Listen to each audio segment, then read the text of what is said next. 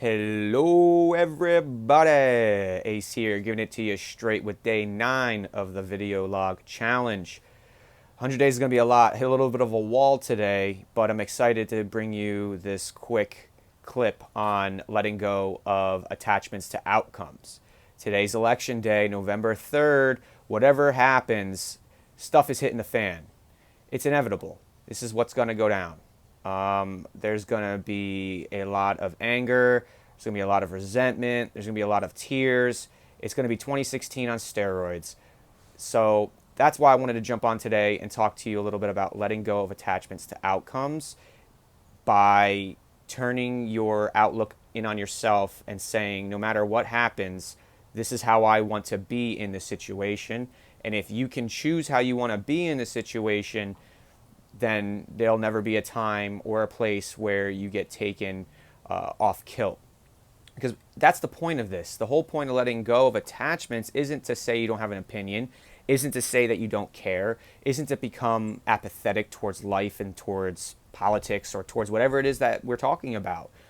What it means is to have your opinions, have your feelings, have your ideas about the situation, but also deal with it as it comes, because we're not always going to win and we're not always going to be right.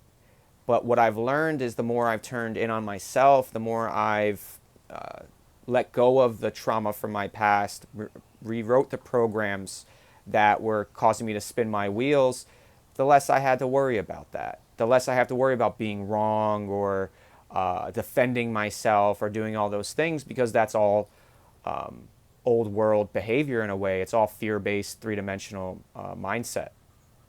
One of the biggest things I worked on the last 2 months has been letting go of attachments, personal attachments, but also attachments to externalized things, like this idea of a career that brings me or you or anyone material wealth, but doesn't fulfill your heart, it doesn't feed your soul, and doesn't impact humanity. Yes, you can enjoy that. Yes, you could have fun. It's an experience, but it's not going to last. I'm all about building sustainable wealth, and not just monetarily, but wealth of life, health, wellness, relationships, love, fulfillment, hobbies that are not distractive by nature, but actually help you grow.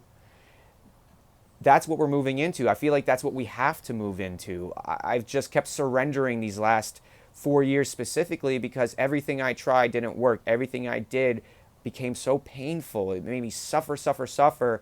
I literally had no choice but to surrender to the will of God and the will of the universe, or I don't think I was going to make it. And I feel that a lot of people going through this massive transformation, this massive transition in their lives, feel like they're at that precipice. They're at the edge, and it's either leap into the unknown or make permanent solutions for temporary problems.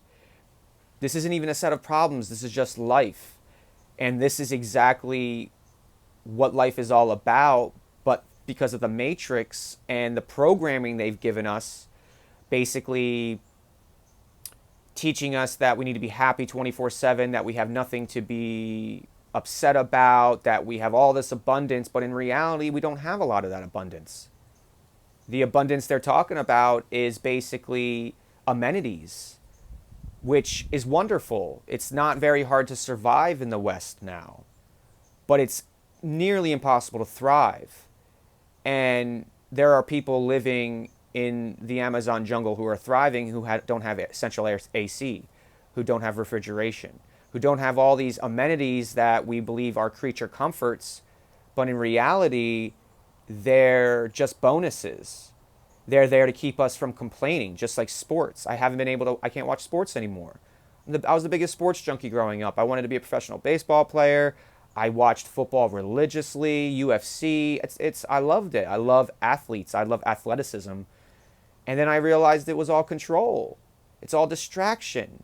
Yeah, if you watch a game a week and then you enjoy it, but what if you're Joe Schmo that goes to the bar 5 nights a week to watch the Mets and then spends all weekend on his fantasy football league, and then so what is he doing for himself? What is he doing for his life? What is he doing for his family? What is he doing for his wife? And then people, they get divorced because of distractions, because they're on their Black Mirror scrolling all day, or they're watching sports, or they're distracting with alcohol, they're distracting over here with that. Are there positive distractions? If you're an adrenaline junkie, does that not make you a drug addict? These are the things we have to start discussing now moving into 2021, because we aren't just normal humans, and we never have been. But especially now, there's so much information out there. There's so many stories. There's so many stories of ascension and awakening and development of superpowers, so to speak, that if you were choosing to stay in the matrix, especially now in the information age where it's just coming out like crazy, even though they're trying to censor it, but they're not doing a very good job, those attachments will end you. And that's what this election is representing. It's representing the death of the old world. We're birthing a new earth, a new humanity, a new consciousness. And it's time to let go of those attachments. It's time to let go of the attachments to outcomes and to these ideas of grandiose nature of your life. Those are possible, but it takes work to get there. And being entitled and being a victim and being upset about it all the time, I'm included, it isn't going to get you there. We literally have to visualize our future, raise our vibration to the point where we can hold that image in our hearts, not in our minds, in our hearts, and then do the necessary work daily, the self-work daily, the self-care, the self-acceptance, the self-awareness, the self-love, daily, so that we can manifest that abundance in our lives, because we have to manifest it in our bodies first, then to create it from without. These bodies are tuning forks.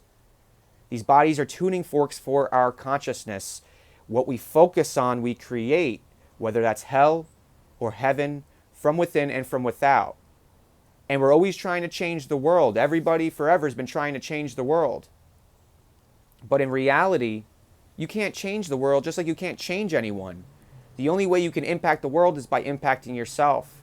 It's by letting go of those attachments, doing the right work within yourself at the right time, forgiving yourself and others, finding compassion, finding empathy, choosing love. And I'm not saying it's easy. It's going to be the hardest thing you ever do, especially if you're a warrior like me. If you've been growing up bitter and negative and pessimistic and, straight New Jersey. I had that Jersey attitude about everything because that's how you survive over there. And as I traveled the world and traveled the country and met more people and grown and gone down this spiritual path, I've realized that though that helps you survive, it doesn't help you thrive. And we've grown into a pessimistic world, dark humor, crass, careless, rude, disrespectful. Those are all low, low, low negative vibrations that create the loosh in which the negative entities feed upon. And that's what we're fighting here with this election. So I'm not going to tell you who to vote for. It doesn't really matter. Who wins absolutely matters, but I'm not here to tell you who to vote for and who not to vote for. What I am here to tell you is that whatever happens on November 3rd, life will go on, the world will go on. So what are you doing to evolve with it? What are you doing to impact the world from within yourself first? Because again, if you're entitled, if you're being a victim, if you're taking a unresolved trauma and bleeding all over somebody else with it, then you're part of the problem. If you're complaining, then you're part of the problem. If you're pointing fingers, then you're part of the problem. If you're cursing at people, you're part of the problem. If you're hurting people, then you're part of the problem. And I'm going to let you know something, that there's not a lot of time left to be part of the problem. There's only time left to be part of the solution. So that's what I'm going to leave you with today. A little more serious. It kind of came out. It was a nice flow. I enjoyed it. So don't forget to subscribe to the channel. Hit me up on Instagram when I'm out of Instagram jail in a couple days, at Conspiracy Realists. And don't forget, if you really want to talk to me offline, if you want to just chat, leave a comment. Don't forget to like this video. I'm not very good at this plug stuff yet.